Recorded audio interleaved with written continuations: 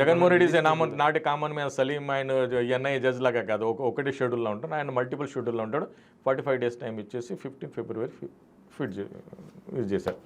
కానీ అప్పుడు Jaganmohan Reddy 8th and 7th Februaryలో రెగ్యులర్ జడ్జి ఎన్ఐఏ జడ్జి లీవ్లో ఉన్నారు, ఇన్ఛార్జ్ జడ్జి ఎవరు ఉన్నారు, అక్కడ జగన్మోహన్ రెడ్డి పిటిషన్ వేశాడు.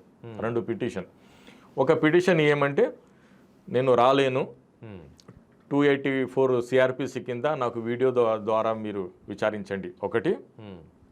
ఇంకోటి నాకు ఈ కేసులో అనుమానం ఉంది, అసలు హంతకుడు చంద్రబాబు నాయుడు, ఇంకో హంతకుడు Harshavardhan Chowdary fusion food owner, వాడిని అరెస్ట్ చేయకుండా వాళ్ళని విచారించకుండా ఈ పకోడీ గాడిని మీరు విచారించారు. సో దాని మీద నాకు అనుమానం ఉంది, దీన్ని రీఇన్వెస్టిగేషన్ చేయండి ఈ కేసుని అని ఆయన ఎన్ఐఏ కోర్టుకి సవాల్ చేశాడు.